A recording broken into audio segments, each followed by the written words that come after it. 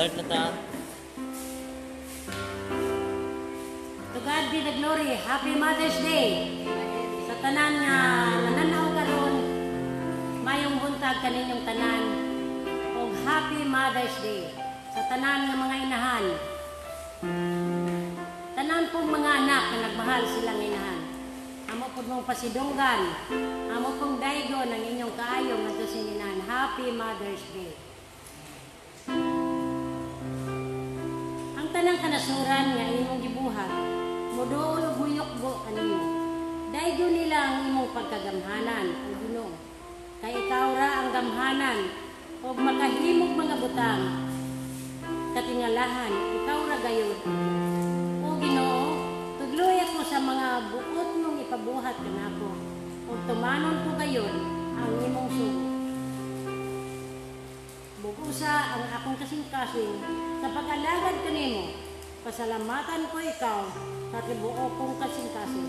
O Ginoo akong Diyos, isangyaw ko ang imong pagkagamhanan hangtod sa kahangtod. Atong awiton ang awit of your heart, ang putli nga kasing-kasing.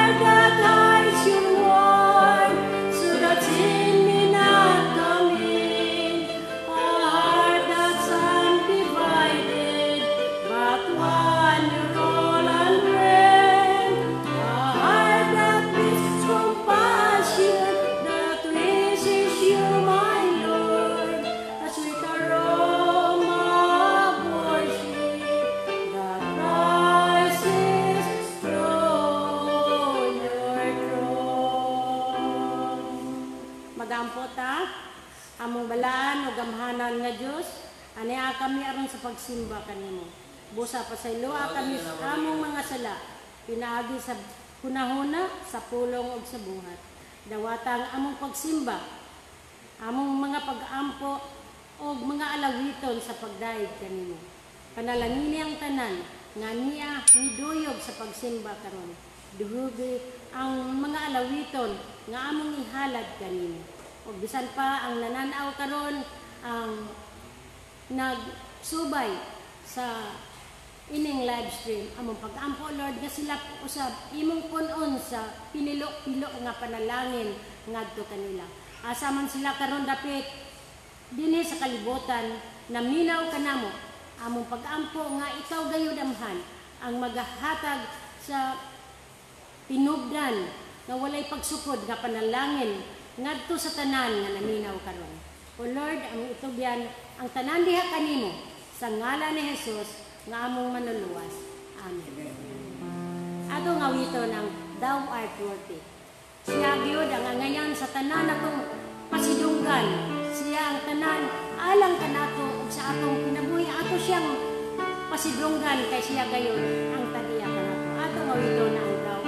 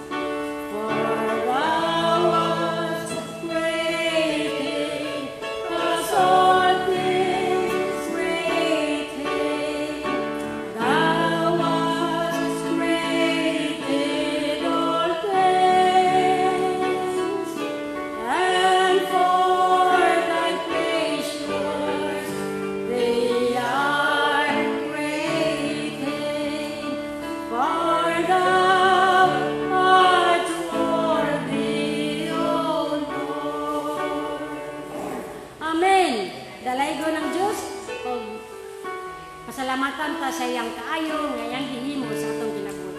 Nasayod ka nga siya lamang ang makahatag og katagbawan sa matag usa ka kinabuhi sa tawo. Ilabi na gyud katong nagtuo kaniya. Naghatag sa iyang kinabuhi ngadto kaniya. Siya ra gyud ang makatagbaw sa atong mga pangandoy. Siya pod ang makahulit sa atong mga kagulanan. Siya pod ang maghahatag kanunay sa panalangin nga langit ug ang tanan atong itugyan kini kaniya. Atong ngawito ng only Jesus can satisfy.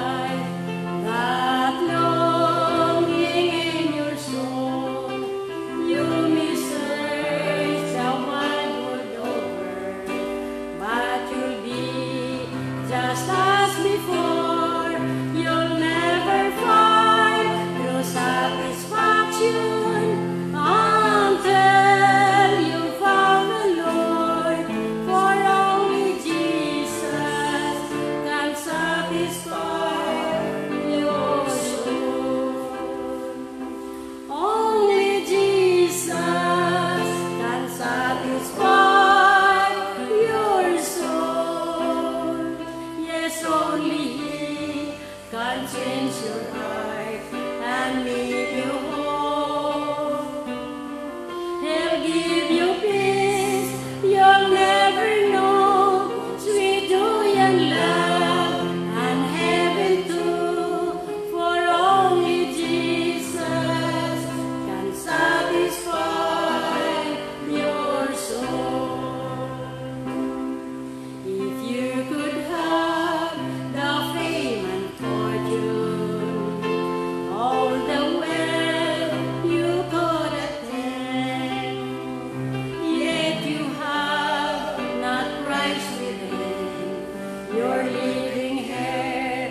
would be in vain. There can come when death will find you. Riches cannot help you then. So come to Jesus. Only He can satisfy. Only Jesus can satisfy your soul. Yes, only He can change your heart and make you whole. He'll give you peace you'll never know, sweet joy and love and heaven too. For only Jesus can satisfy your soul. Only Jesus can satisfy your soul. Yes, only He can change your heart and make you whole. He'll give you peace you'll never know, sweet joy and love and heaven too. For only Jesus can satisfy your soul. Yes, only Jesus can satisfy your soul. Amen. Galaygo ng Diyos. Salamat o atong paminawon ang pulong sa Diyos na pagadadon sa atong pastor.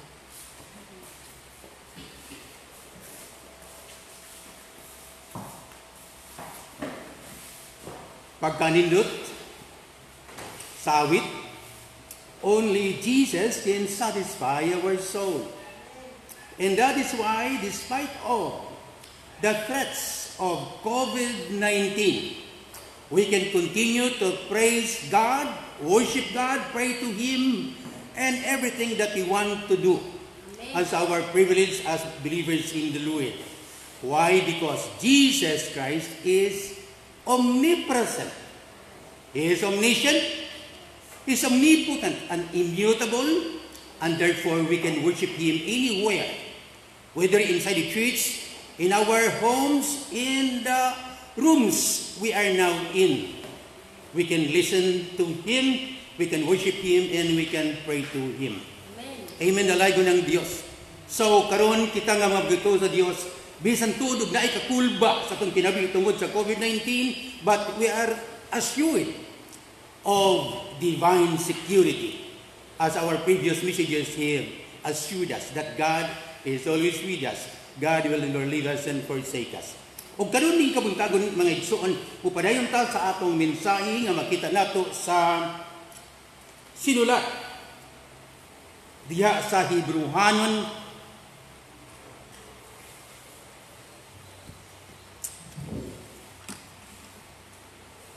Kapitulo 11, versikulo 24 ngadto sa 26. Bisan tuod may igsoon, wala ko masahay kung unsa inyong kahimtang karon sa inyong mga position, sa inyong limutangan karon. But I hope nga sa diha nga atong basahon ang balaan nga pulong sa Dios.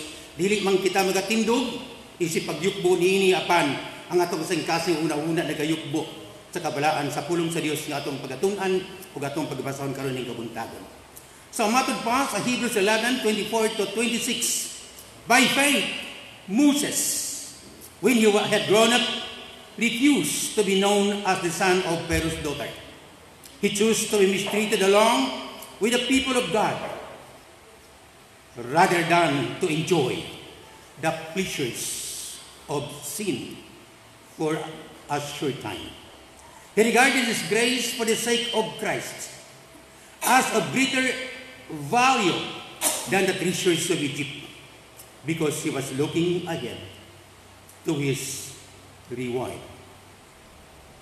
Amen, dalaygo ng Diyos.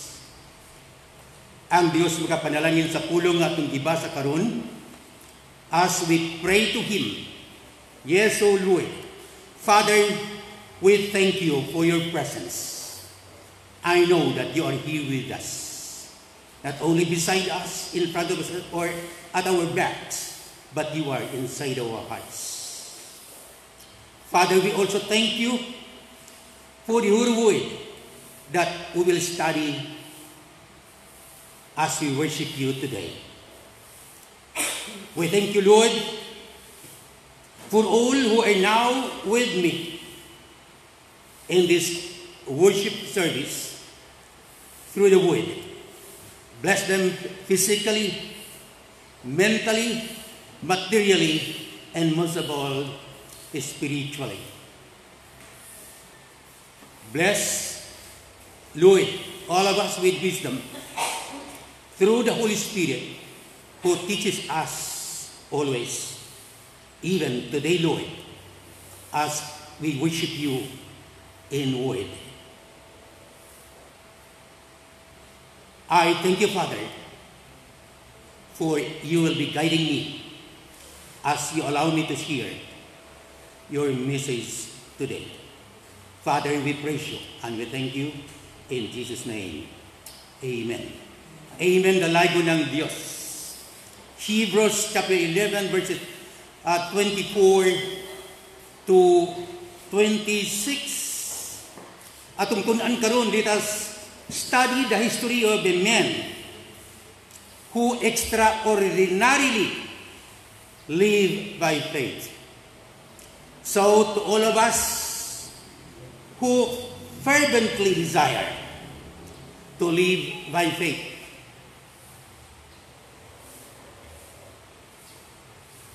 I will humbly offer you Moses' life as an example. And we ask the question, who is Moses? I believe all of us know who Moses is, but I would just like to state that the birth of Moses is found in Exodus chapter 2 verses 1 to 10. And we know his parents, father Amram, and the mother is Jochebed, which you can find these names in Exodus chapter 6 verse 20. The 11th chapter of the book of Hebrews.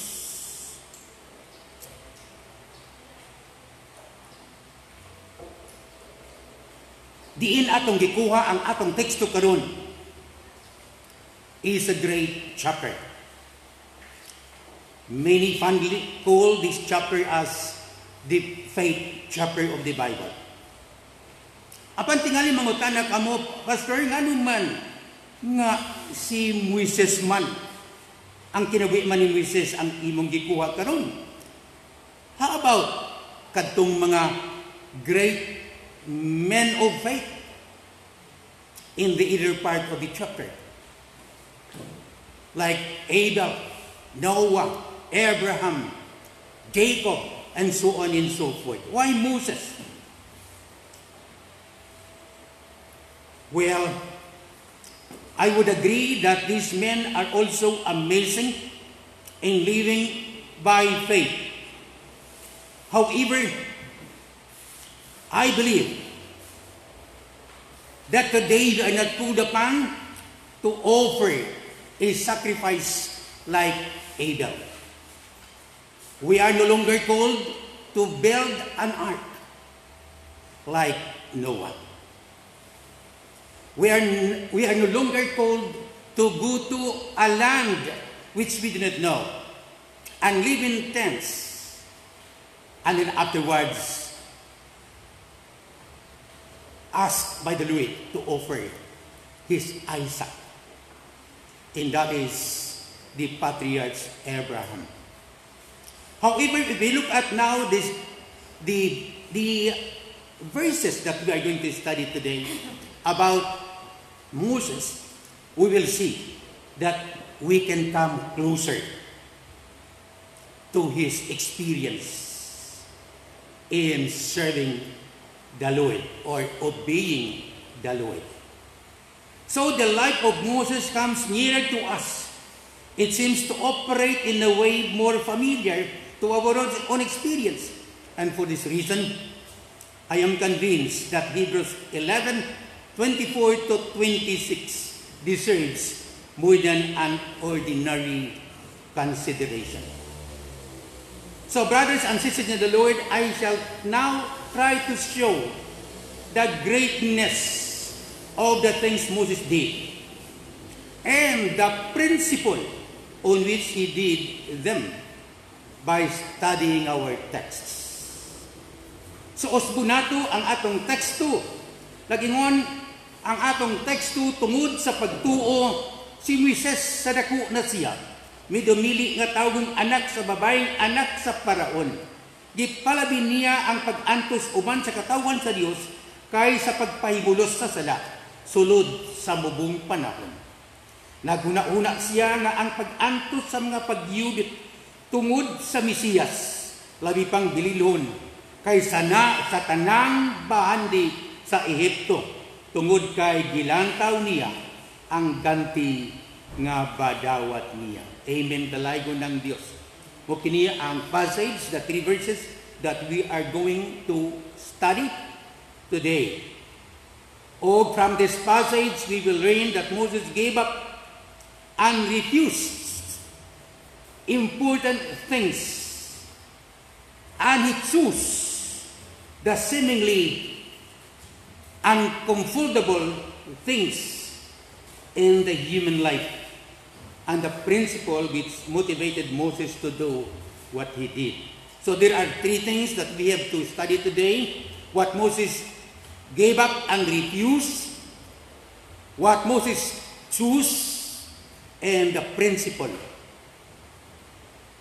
why he did the things he had done. Okay, so the first thing that we have to answer is what Moses gave up and refused. Unsa may gi-give up ni Moses og iyang gisalikway. Moses made 3 of the greatest sacrifices that man's heart and will can do.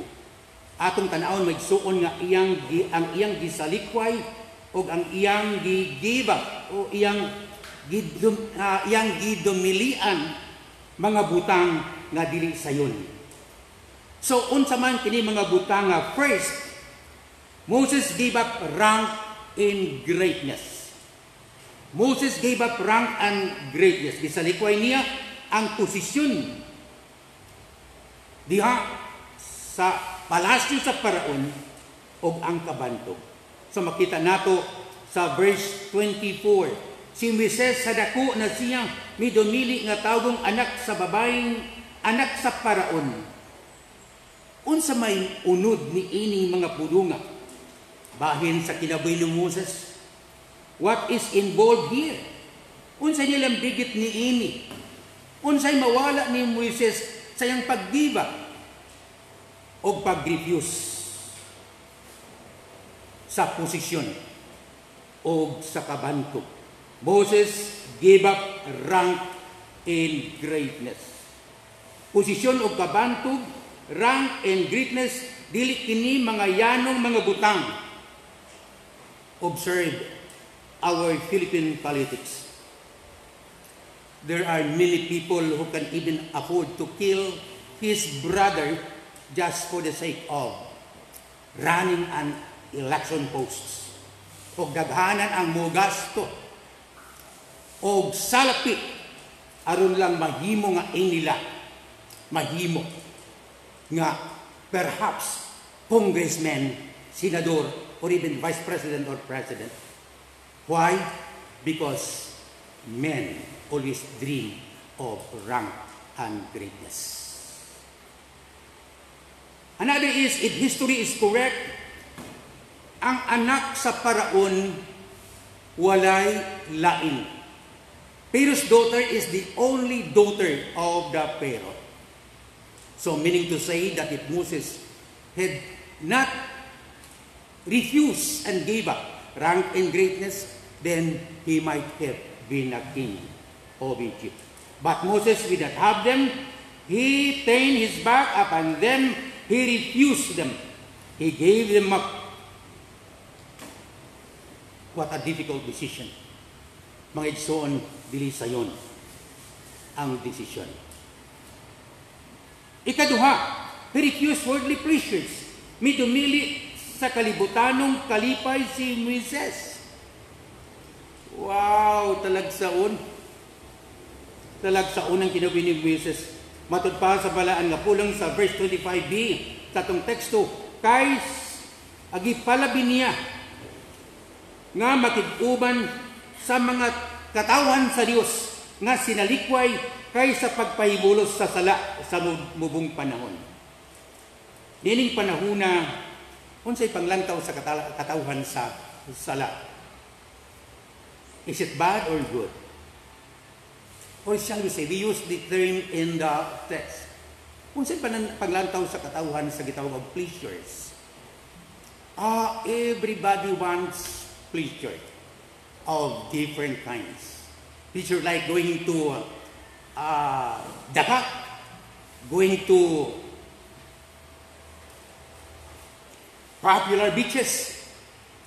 What is that beach in Negros? Or going to big cities where we can enjoy. Dili sayon ang gihimo ni Moises sa pagsalikway sa kalipay nga kalibutanon. Kalipay nga ikahatag sa kalibutan. Karon sa atong panahon, how do people look at pleasures? Do you like to enjoy pleasures?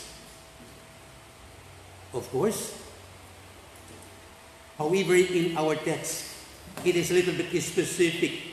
Wala mingon ang atong teksto nga dili ta maglipay-lipay, dili ta moadto mga beaches, dili ta moadto og unsa man nga mga maripayong mga lugar nga makapahupay sa atong mga kaguol. Makahatag kanato bisan og temporary comfort, but it is the pleasure of sin. Why? What do you think is there in the Egyptian court, in the Egyptian palace? Pleasure of sin, very specific.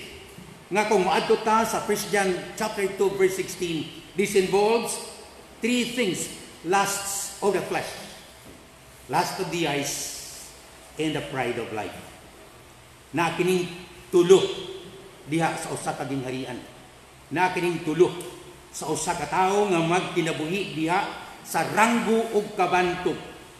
Diha niya kining mga butanga kalibutanon nga kalipay diha sa usa kataas nga opisyal, especially sa panahon ni Moises didto sa Ehipto. Ikatulo nga gisalikway ni Moises o iyang gigibap mao ang bahandi o kadato. Klaro kini sa atong teksto na makita nato sa verse 26b. Nagingon siya, labi pang bililhon kay sa tanang bahandi sa Ehipto. Gihuna-huna niya nga ang pag-antos sa pagyubit kaniya. Pinaagi sa pagbiya sa gingharian sa paraon. Mas bililhon pa kay sa tanan nga bahandi sa Ehipto. Amen, dalago ng Diyos. Grabe. As I meditated on this subject, I said, what a man is Moses. Can we find a man like Moses now? Of course we cannot. Because most of us are not living in the kingdom of a Pharaoh.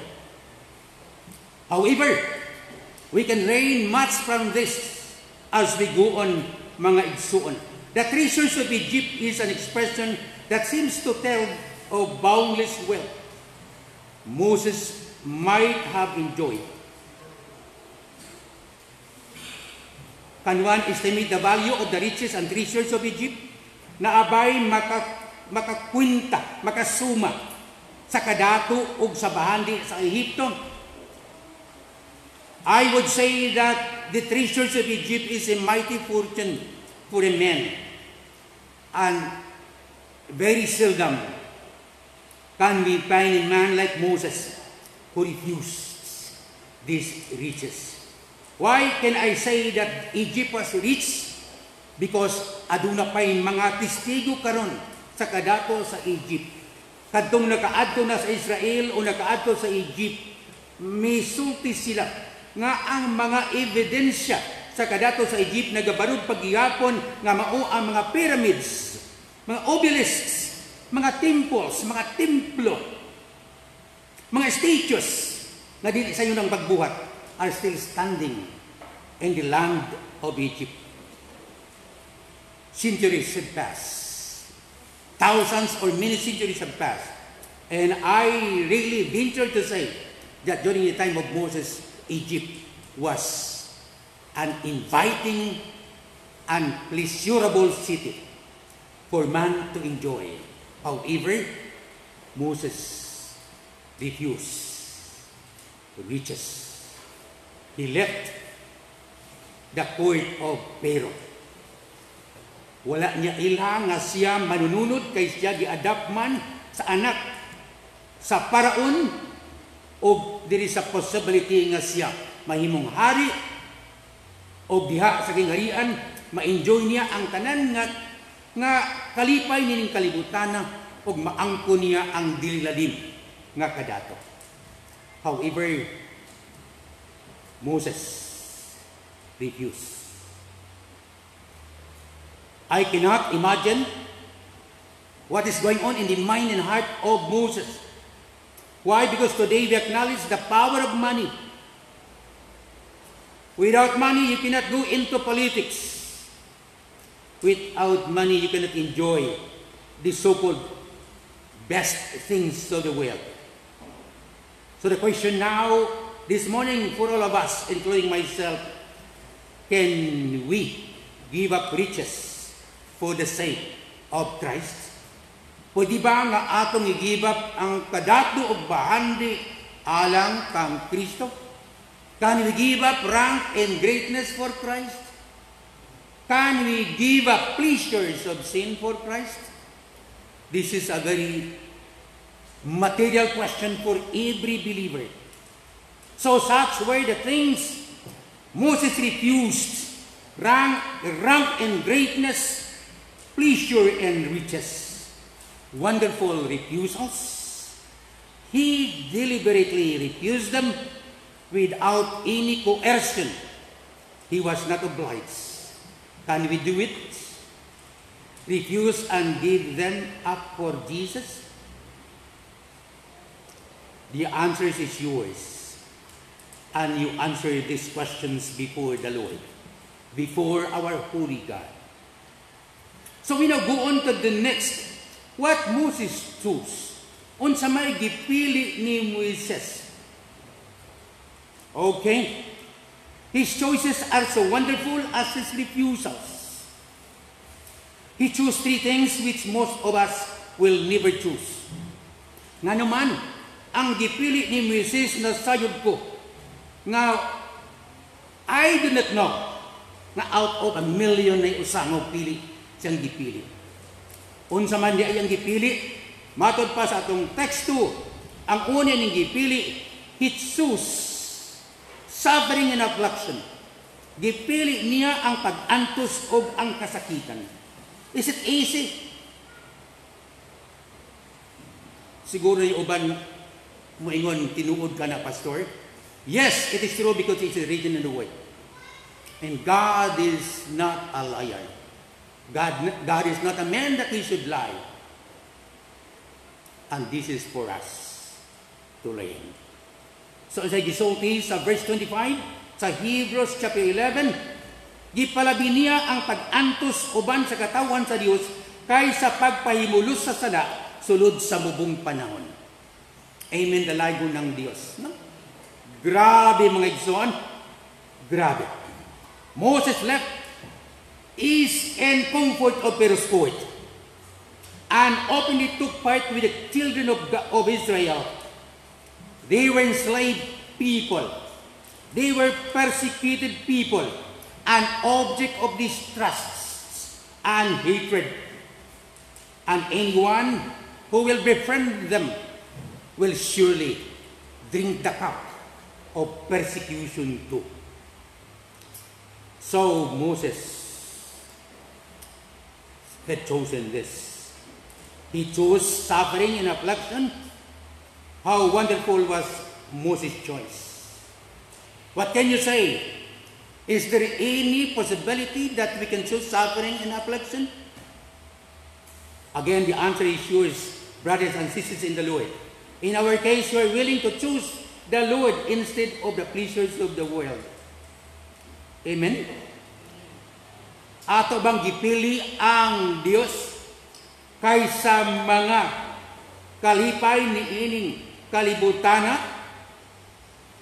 It is only you who can answer the question. Nobody can answer for you because you can only tell the Lord, "Nga, Lord, I have chosen you. And this is measured according to how you live your life." The second choice of Moses, I hope you can do it already. Unsay ikaduha, Moses chose the company of a despised people.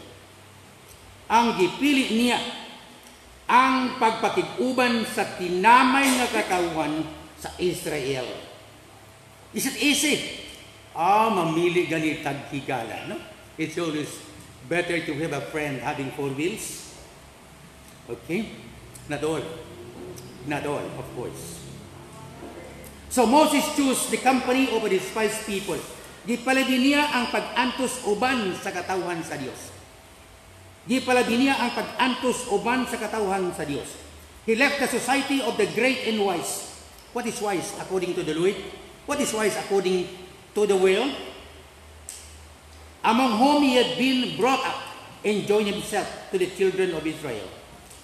So gikan siya sa usa ka kinabuhi nga haruhay ug siya mihukom nga magig-uban sa mapait nga kinabuhi sa mga tao sa Dios nga gitawag og Israel. Israel. He who had lived from infancy in the midst of rank and riches and luxury came down from his high state and cast in his lap with poor men, slaves, helots, pariahs, bondservants, oppressed, destitute, afflicted, and tormented. They were, as a profession, laborers in the field. Kung sa ilang trabaho, manghuhulma o mga bricks, init kaayo. Kanunay silang nagpudno o mga bricks tungod kay ang mga Hebrewanon mo'y gi-enslave sa paraon aron mo himo sa tanan nga projects, pyramids, obelisks, statues, temples, and so on and so forth, and buildings. Sila ang gipatrabaho. Okay? Again, if you were Moses, will you choose what he has chosen? Think for a moment. Basin mingon ka, Lord, salamat kaayo kay wala ko sa sapatos ni Moises o wala na ko sa panahon ni Moises, wherein I will never be allowed to choose between living in a palace and living among the despised people, the children of God. Ang ikatulo, he did even more. Mas nindot pa ang iyang ikatulo nga gipili Moses chose this grace and scorn. Gipili niya ang pag-antos sa mga pagyubit. Nga naman, niya sa Biblia sa verse 26, naghuna-huna siya nga ang pag-antos sa mga pagyubit tungod sa Mesiyas labi pang bililhon ay sa tanang bahandi sa Egypto. A very good choice. What do you think? The third choice of Moses is a very good choice. Will you say amen to Moses? I don't think so. This is a very disgraceful choice before the world. Mas dindot nga adto ko sa rianong balay magpuyo kay sa magpuyo sa payag. How many wants to stay in a bahay kubo nga aduna si malapalasyo na building Uni minsan manaog ko niining ang malapalasyo na building mo adto ko sa kubo. Kauban sa mga kabos. Do you? I don't think so. I don't think so. I might be wrong. Some of you might like it. But personally, looking at my normal thinking in my human heart, my answer is no. My answer is no. Why? Because when I retired, I almost lost everything. And God brought me in this church where I am now. And I was placed in a personage which is somewhat like a bodega. I tell you, I was not happy then. However, when the Lord moved me, allowed me to see the eternal hope which can only be seen by faith. That's the time that I was transformed. And I said, thank you, Lord, even for this small personage, because you become great in my life. Thank you, Lord, even of this uncomfortable personage, because you become great in my life. Amen. Dalago ng Diyos. To God be the glory. Who can conceive the torrent of mockery and ridicule that Moses would have to stem and turning away from Pharaoh's court to join Israel? Magwanta nimo ang saway pagyubit sa may hitabo ning prinsipe sa Paraon, anak sa bugtong anak kababay sa Paraon, gibiyaan man ang nindot ka kinabuhi. Men would tell him he was mad, he was foolish, he was weak, he was silly, out of his mind. Why? He would lose his influence. He would forfeit the favor and good opinions of all among whom he had lived while he was a babe until he was an adolescent or age 40. But none of these things prevented him. Walay nakababag kaniya nini mga butanga. He left and joined the slaves. Moses so reproached ang pagyubit kaniya. Apan nagpabilin nga iyang gipili ang pagtiguban sa katawan sa Diyos. Katawan sa Diyos. Amen. Dalago ng Diyos. So, what have we done? Moses refused and gave up. One, rank and greatness. Second, pleasures of the world. The pleasures of sin. Ikatulo, riches. Yang gave up. Yang refuse. O unsa yang gipili, he chose suffering and affliction. He chose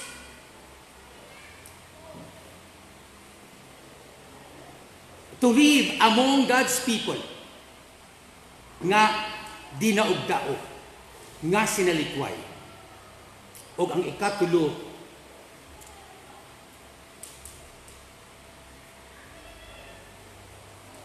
iyang gipili nga mag-anto sa pagyubit sa katawhan nga mas importante kaysa bahandi sa Ehipto.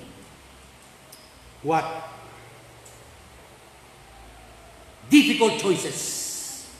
What difficult choices. So siguro mingon ka igsuon mga higala na karon nagapamati.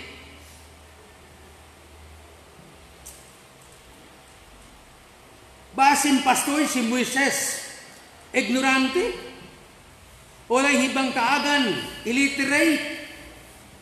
So mao nga iyang gihimo ang mga butang nga dili mahimo sa usa ka normal nga tao.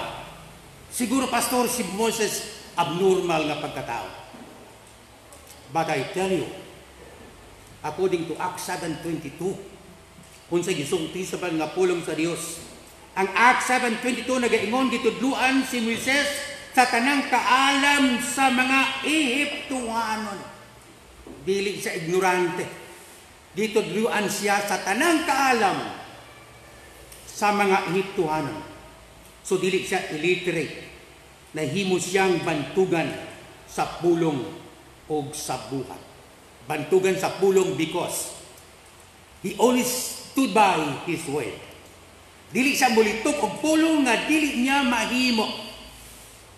Dili siya mulitok og pulong nga iya lang isalikway og tumban.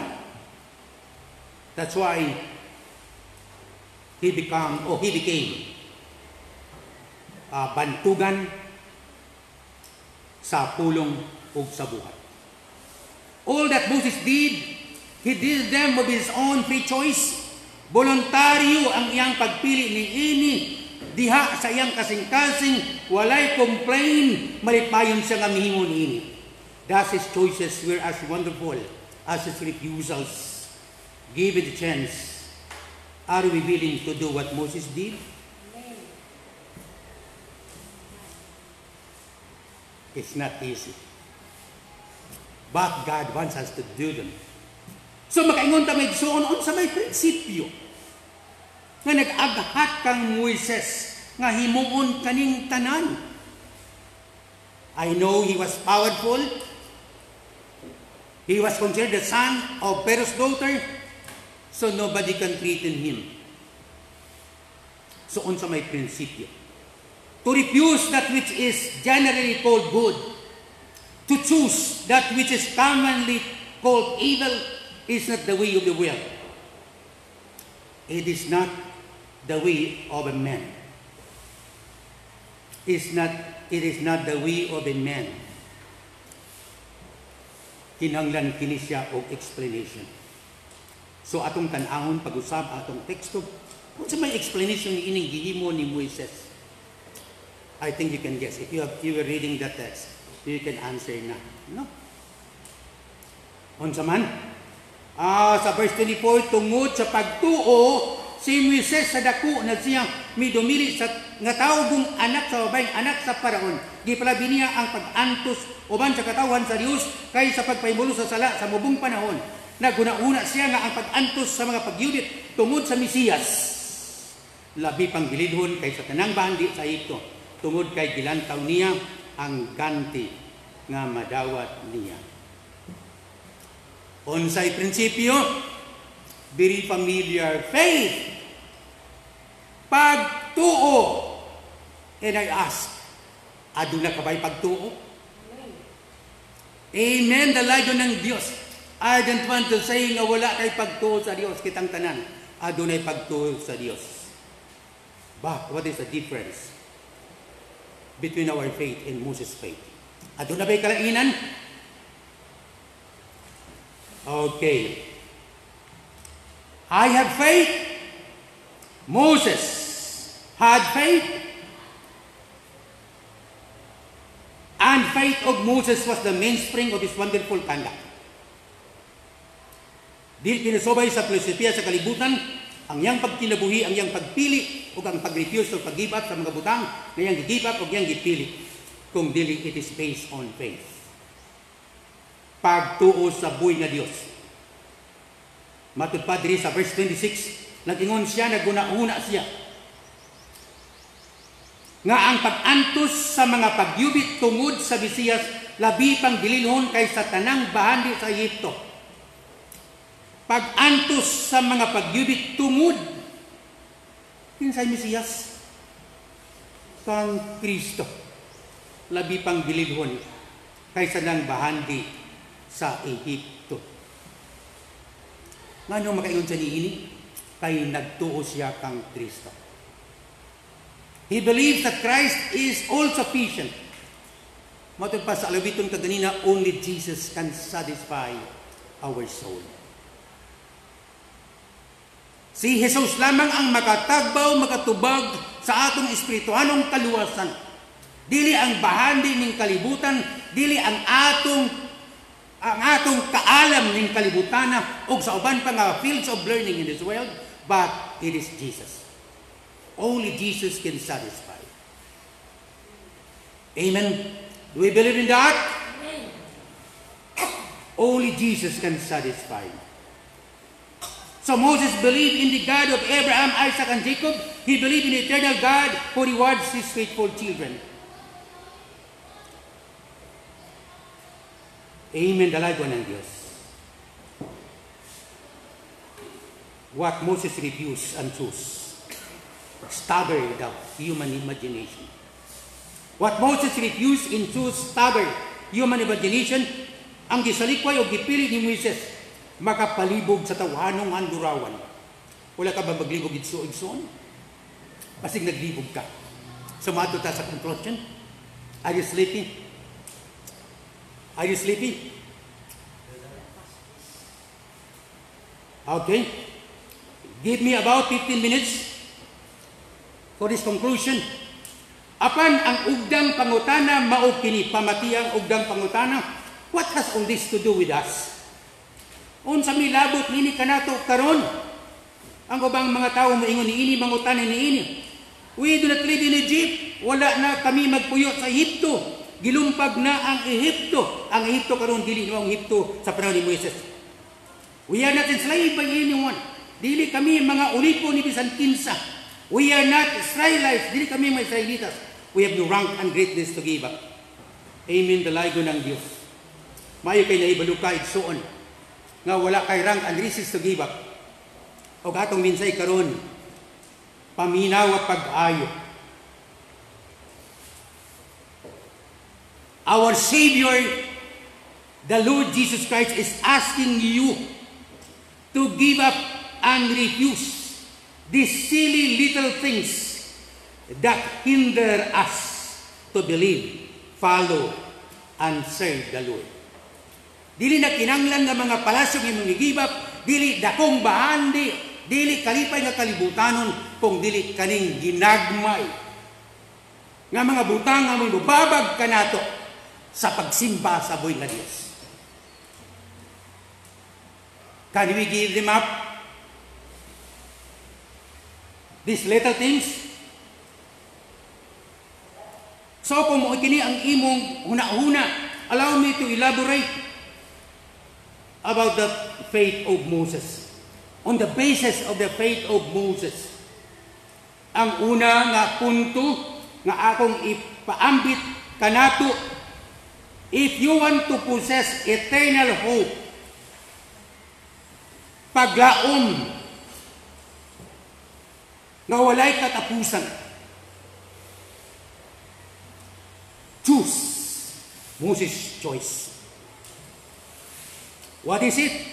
You must choose the Lord before the world. It's easy. You have nothing to lose, but choose the Lord before the world. Ang problema igsoon sa atong panahon karon, tinuod nga nagtuo ka og Dios. So you have no point of choosing. And I will tell you, the Bible is clearly telling us that if you do not believe in God, matod pa sa John 3:18, you are now living condemned. Hinukman ka na. Ang mataglakang iyong pagkahimuon, mga lakang paingon sa manghihig kalayo sa impyerno. Wala ko mga hadlok igsuon, but this is a biblical fact. Basa ninyo ang John 3:18. Ang tanan nga nagasalikway kang Kristo, hinukman na sa silot. Kung wala ka makahibalo ni ini, so ako ning gisulti karon ni mensahe, dili aron hadlukon ka. Kung dili aron makamatgon ka tungkay ang Dios, dili man bakakon, so ang mga pulong dili baka, tinuod kini may tubok kini. This is a momentous question. Maminaw man ka og dili, moabot ang higayon ikaw nga tubang sa Dios. O imong matagamtaman ang hukom sa Dios. I hope nga ang mga intelligente nga mga tao mahigmata. Kaya kanang wala mo to kang Kristo, nag-assume nga sila very intelligent. Okay? What does this mean? Kung sa may gisulti na ko ni ini, you must choose the Lord before the world. Nagpasabot ba kini nga si President Duterte will give up Malacañang Palace o pilion ang pagsimba kang Kristo? Nagpasabot ba kini nga ang mga Ayalas will give up their riches or wealth?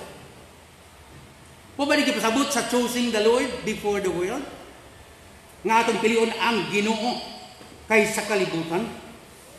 O ginagpasabot ba kini nga they will live in the slums of Tondo? Just to show that you have chosen the Lord before the world? I will tell you, no!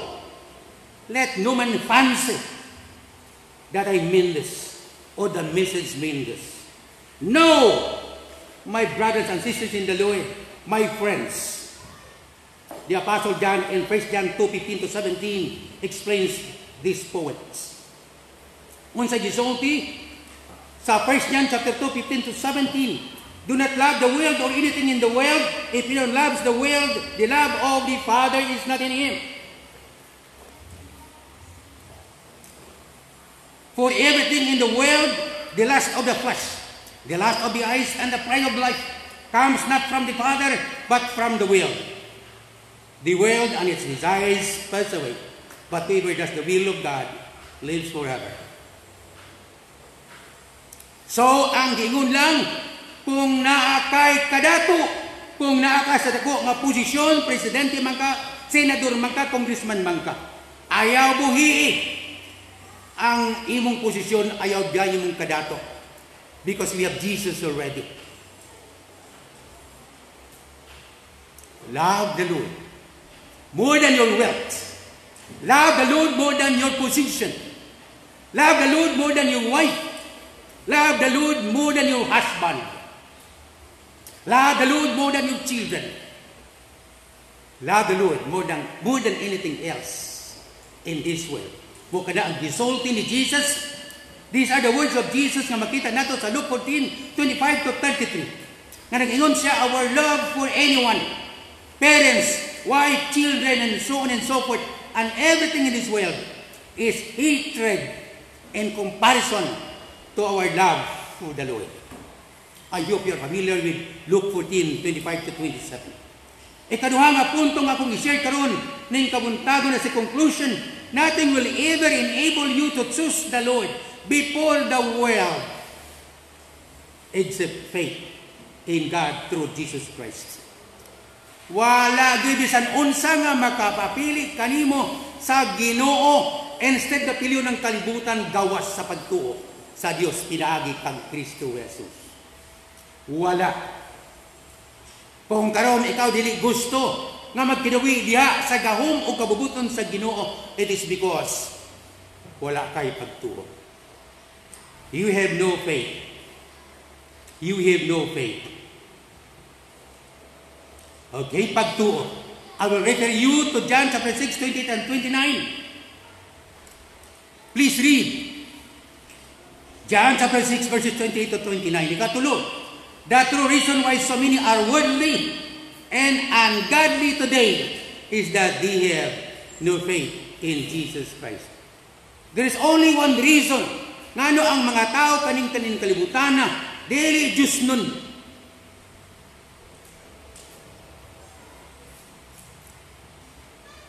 Tungod kay wala sila ipagtuo kang Kristo. Amen. Talahin mo ng Diyos. Nga naman, tungod kay pinagi sa pagtukang Kristo, matod pa sa John 10, Hebrews chapter 10, verses 10 and 14, nag-ingon, and by that will, we have been made holy through the sacrifice of the body of Jesus Christ, once for all. For by one sacrifice has made perfect forever those who are being made holy. By faith in Jesus Christ, inwardly and before God, we are holy. And what is left for us is to live a holy life. And that is what we call theologically as sanctification. Because in our salvation, we have three tenses. The past tense is justification, the present tense is sanctification, and the future tense is glorification. That is the time when we see the Lord face to face. 1 John chapter 3, verses 2 and 3. Ikaapat and the last, amen, you can now stretch your back. katapusan lang igsoon. Are you sleeping? Please, do not sleep. True faith in God through Jesus Christ is the secret of doing great things for God. Amen. Kung wala kay pagtuo sa Dios pinaagi kang Kristo, wala nimo ang sekreto aron mo himo og mga dagkong butang. Amen. Alang sa Ginoo. What are great things? Unsa may mga dagkong mga butang. Let me see. I would like to bring you to Matthew chapter 10, verse 42. And I believe this is familiar to us. And if anyone give even a cup of cold water to one of these little ones, because he is my disciple, I tell you the truth, he will certainly not lose his reward. O hinumdumi kini, kadtong nagpainom og bisan nalag, bugnang tubig sa labing ubos sa akong mga sumusunod. Tungod kay siya akong sumusunod, gantihan ko gayud. Amen. Amen, dalayon ang Dios. So, kung mauni ang pulong, mauni ang blaan nga pulong, kinahanglan ba nga aduna tay palasyo nga biyaan? Kinahanglan ba nga aduna tay ranggo nga biyaan? Kinahanglan ba nga aduna tay biyaan nga kadato aron mo pili sa Dios instead of the world? No. Even a cup of cold water nga ihatag ngadto sa mga sumusunod ni Kristo. Okay, this is specific. I think we did a Bible study for this. Sa mga sumusunod ni Kristo, you will have your reward. You don't have to give hundreds of thousands. Unsa may gikinahanglan ang paghatag. This is not concerning magnitude or the grandeur of the things you are giving or doing. That determines the reward. Unsa may mag-determine sa reward? The motive. Ang motibo o ang prinsipyo ngano nga ikaw naghahatag o nagpili sa Dios instead sa kalibutan. Amen. What is the principle? Pagtuo, faith. What is the motive? To glorify the Lord. Mo kana ang motibo nga bisag unsa kagamay sa atong gihatag, bisan o sa kagamay sa atong gibuhat, ang Dios nag-andam o ganti kanimo. Dalaygo ng Dios mga igsoon. So, naabay kalabutan ang kinawi ni Moises na nga naman ang pangutana kung si Moises nakagive up niya itong mga dagko kayong butang nga dili normal ma-give up sa ordinaryo nga tao nga nung dili man ka maka-give up din ni matagpasunahan silly things, silly little things na mauyubabag kanimo aron simbahon ang Diyos. This is a challenge for us today. You didn't have to construct a palace to aim to become a millionaire so that you can give them up and follow the Lord. These little silly things that we are endearing in our lives. Kaning atong gitaguan nga mga ginagmayng butang nga dili makabimot sa Dios, mo kana ang atong gihibak for the sake of the Lord. Amen. And in favor of the world. Are you willing? Are you willing? So what are great things? Some more. Glass of water, mga bana, including myself, kasagaran kong birthday or wedding anniversary, muhatag-tag nindot na cake sa itong asawa, birthday sa itong asawa. Apan, kung sa mga buntag nga mulabay, sulod sa 365 days in a year, can we do a little thing for our wife and say, darling, I woke up ahead of you and here is a glass of milk which I prepare for you? Or, maadto ta sa kwarto, oy, mahal na kong asawa, nga anong wa ka man kamo bangon aron putawan ko nimog kape. Are we doing this? Little things. Kung na'y importante nga higayon, mohatag ta og mga butang nga murag extraordinary just to show our love for this person. But through the life of Moses, I am reminded to do this. Do little things for the Lord every day of our lives. Amen. We do these little things that will glorify the Lord every day of our lives. We don't hear to offer great things.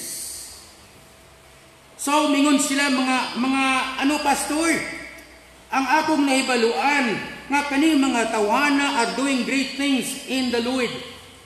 Susama sa mga magtutuo sa Hebrews 11, tungod kay sila maani-inang puon. Tungod kay sila diligent kaayo nga mosimba, nga mo pre-meeting and so on and so forth. Dako kayo luag kay kasing-kasing nga mga hatag. So mo ni mga igsuon nga siya nakabuhat og dagkong butang. But I will tell you, if this is the first time that you hear this, I will tell you what I have in my notes. Only true faith makes men prayerful. Nganong dili prayerful ang tao? Kay dili tinuod yung pagtuo. For what is prayer? But faith is speaking to God. Prayer is faith talking to God. Every day, every moment of the day, na ikaw adunay higayon. This is prayer. That's why in 1 Thessalonians 5:17, pray without ceasing. Real faith makes us diligent and zealous. For what is diligence? But faith working for God. Diligence is faith working for God, not for my own glory. Aron daygon ko sa mong pastor. Aron ang pastor daygon sa iyang mga igsuon sa simbahan. But we do this for God. Colossians chapter 3 verse 23. Another is tungod kay kining tawhana, isug kaayo nga musir sa gospel, bisan dito taliwala sa lugar nga dili friendly sa gospel. But I'll tell you, through faith in the Lord, make us bold. For what is boldness? But faith, fervently doing the will of God. And lastly, true faith makes us holy. For what is holiness?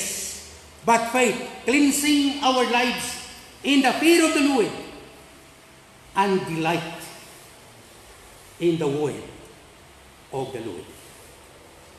Now, do you desire to grow in grace and in the knowledge of our Lord Jesus Christ? Gusto ka ba nga motubo diya sa grasya o kahibalo sa atong Ginoong Jesucristo? Would you bear much fruit? Nag-desire ka ba nga mamunga ka og daghan?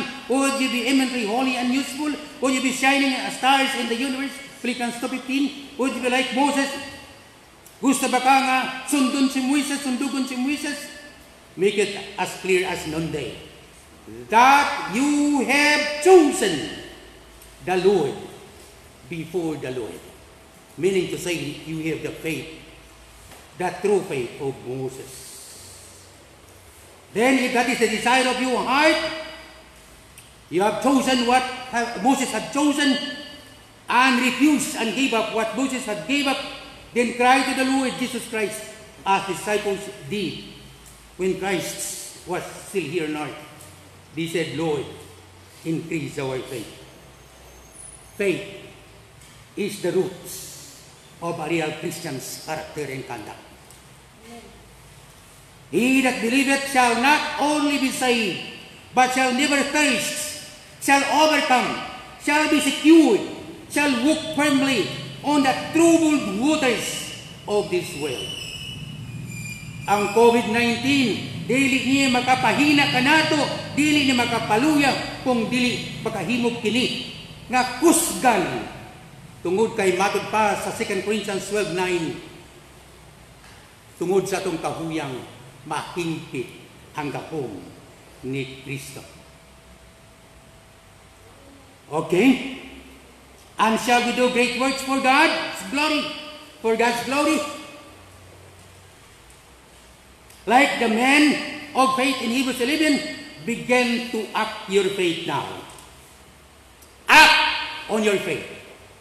Ang tanan nga gimension nga mga tao sa pagtuo sa Hebrews chapter 11, they acted on their faith. And that is grace. Working their lives through faith. How did he act? When Abel was asked to offer to the Lord, by faith he offered. That's why his offering is better than his brother's offering. When Noah was asked to build an ark, he acted on it. He built an ark. Amen, dalago ng Diyos. When Abraham was told to go to other country, which he doesn't know, he did it. When he was told to offer Isaac, he offered it. Act! Pastor, luwas naman ko, pastor, kinagtuo naman ko kang Kristo. So, bahala ng Diyos na ako. Kung usahay, mahubog ko, pagbuod na sa Diyos. Kung usahay, makakabit ko, pagbuod na sa Diyos. Kaya ako naman ditugyan sa Diyos ang tanan. No! That is not so. 2 Timothy 2:22 nag-ingon, flee from youthful lusts. Hebrews 12:14 nag-ingon, make every effort to live at peace with all men and to live a holy life, because without holiness, you cannot see the Lord. Make every effort. Pamingon pagtanga diha paghulat sa grasya sa Dios. Make every effort. Og sa 2 Corinthians 7:1 nag-ingon, let us purify ourselves with everything that contaminates body and spirit, perfecting holiness in the fear of the Lord. Sa diha nga ikaw mito kang Kristo, we are now in sanctification. So we have to act. The grace of God will teach us to say no to all kinds of worldliness. Titus 2:11 and 12. So, remember Moses' exemplary life. Hinumdumi ang sulundugon nga kinabuhi ni Moses nga itong gitun-an karon sa Hebrews 11, chapter 11, verses 24 to 26. Dalago ng Diyos. Amahan, salamat kayo sa imong pulong. Salamat sa imong mensahe. Amahan, himo ang ako makasalikway sa gisalikway ni Moses and little things nga makababag kanako sa pagsilbi kanimo. Og akong pilion ang mga butang nga makapahimot og makahimaya kanimo. So Father, panalangini kaming tanan karon kining pipila nga kauban nako dinhi sa simbahan og ang akong mga kaigsuonan nga tuwa sa ilang tagsa-tagsa ka panimalayo. Lord, I declare blessings upon blessings sa tanan nga nagapamati nini og magapamati pa. Amahan akong gideklarar ang imong panalangin nga walay kilutuban sa ilang tagsa-tagsa ka kinabuhi. Di lamang espiritu ng panalangin kung dili sa material nga panalangin sa lawas nun nga panalangin. Father, we praise you and we thank you in Jesus' name. Amen. Amen. Dalaga ng Diyos.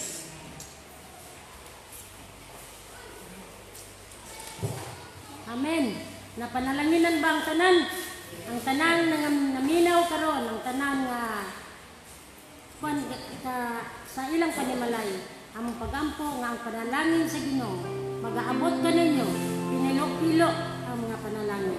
Ug ang sikreto ini makita nato sa Juan 14:6, gaingon, ako ang dalan ng kamaturan ug ang kinabuhi. Walay makadto samahan kun dili moagi kana. So, amen. Ang atong pagtuo ana kang Hesus Kristo. Atong awiton to God be the glory.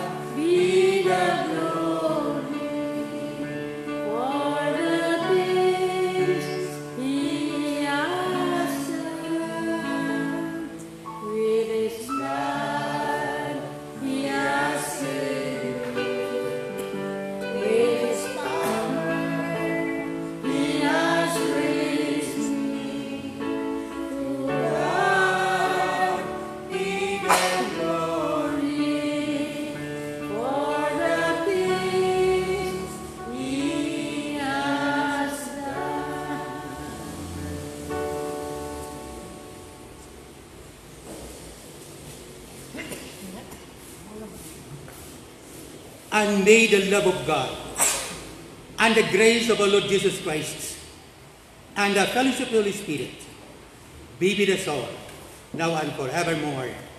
Amen. To God be the glory. God bless you all.